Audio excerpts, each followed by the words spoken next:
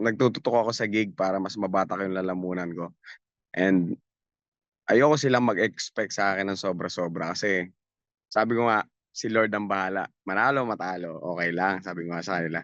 Basta gagawin natin yung best natin para masabi natin sa sarili natin na karapat dapat tayo na makapasok sa grand finalist, 'di ba? Kahit doon na lang, hindi sa manalo. Kasi si Lord ang may hawak niyan. Ang dami namin. So, isa lang ang pipiliin. So, sa amin sino manalo, happy lang.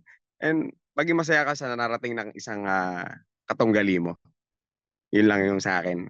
Wag tayo magkaroon ng yung sa side comment ng mga followers natin or mga supporters natin na ay natalo si ganun kasi ano, hindi ganun kadali ang mag-perform. Alam nila yan. Alam namin lahat yan. At lalo na ako, first time ko po sa TV. So, aminado ako sa sarili ko. Pero gagawin ko yung best ko. Kasi sanay naman ako sa stage. Kaya lang, napakahirap pala. Pag nasa TV, tas malamig pa.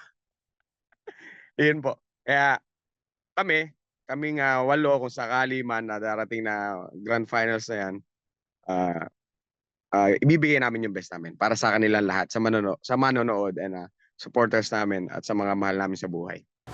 Lahat na gagawin ko is mai-preserve ko yung boses. And syempre, more sa mga songs na kailangan na aralin, edi aaralin natin. Pero syempre, hindi, yun nga, kagaya nga ng sabi nila, hindi tayo magsasabi ng kahit ano, pero yun ang dapat yung abangan, this grand finals. Kasi walang sinasabi lahat kaming grand finalists, hindi kami magsasabi ng abangan nyo ganito, ganyan. Hindi. Ang gagawin po namin, gusto po namin maramdaman nyo yung performance namin at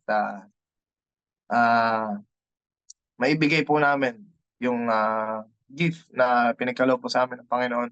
Ma-share namin sa inyo at maging inspirasyon po kami sa lahat ng mga singers, aspiring singers na kagaya po namin na nangangarap na makatungtong sa malaking entablado dito sa Pilipinas.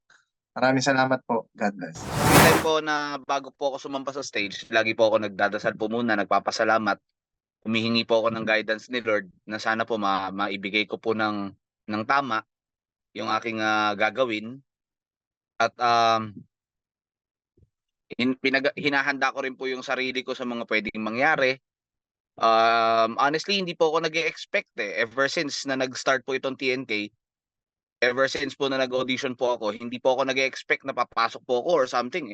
Ang akin lang is ma-showcase ko lang kung anong talent meron ako kasi tulad po ng sinabi ko kanina, every time po na sumasali ako, kumbaga parang nasanay na po ako sa pagkatalo. So, hindi na po ako nag-expect na mananalo pa or something like that.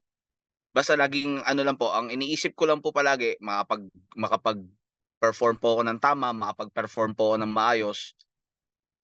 Tapos mapanood ng mga anak ko, yun na po yung parang yun na po talaga yung goal ko sa ngayon na nagpe-perform po ako, mapanood po ako ng anak ko at the same time bukas makalawa may pagmalaki nila yan tatay ko ganito ganyan. Yun lang po.